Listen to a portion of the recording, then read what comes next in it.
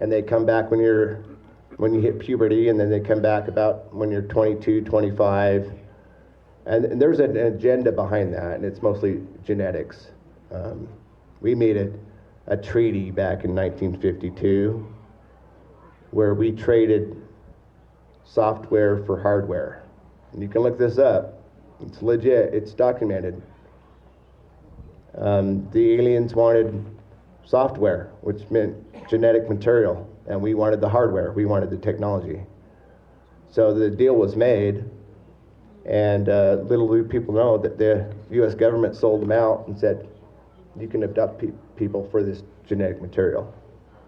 And so a lot of people have been taken, and they don't even know it. Most people that have been taken have a false memory of what happened. And they love to do this because they take something from your own mind that's common and familiar to you and replace themselves with it. And so you see a lot of this in the movies because it's so common. They like to use owls as themselves as far as a memory goes. So Whitley Strieber has the owl story. You look at The Fourth Kind, the movie, there's owls in that. There's a picture of an owl, and the owl's turning its head and all this type of thing. You see it in all these movies because that's exactly what happens. It's exactly what people describe. That's what they remember. They're an owl. I'm not an alien.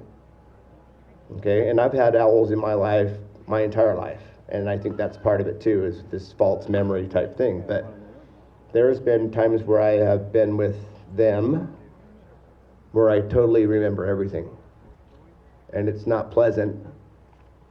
They're very interested in us for, I think, something that they don't have, and that's the ability to dream.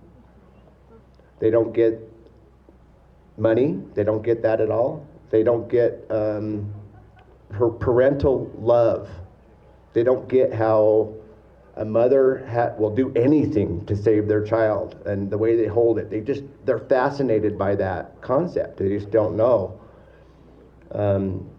what that is. So they're totally interested in watching you interact with kids. The ones I dealt with are totally telepathic. It's not words, it's pictures and feelings, which is a more true way of communication. And once I got over the fear of the ones in my face, there's different ones in the background. At first, when it first started, all I seen was the ones that were in my face, and it was terrifying because these are non-humans and they're poking you and prodding you and downloading stuff into you, and it's overwhelming. But after a couple times, when you can kind of let that fear go and see what's in the background, that's when the real truth hits, that it's not just one type. They're in cahoots with each other. It seems like they have an agenda, and that agenda is genetic material.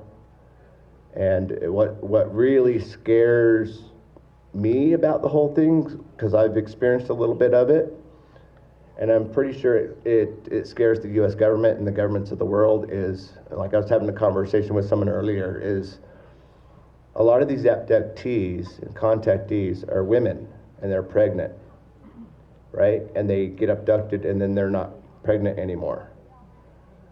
And so they take the baby, the fetus. And so what's scary about that thought is, okay, you take a total 100% human fetus, and you take it aboard a spacecraft and you raise it like an alien. So it has the alien mind, but it's 100% human. Then they could put that back on planet, and it can walk among us. There could be one here today, and you would never know it, because they're 100% human, but with an alien mind. So think about that. That's probably one of the things that scare the U.S. government so much, is they know that this is probably happening, and that the hybridization project is been going on since the 50s.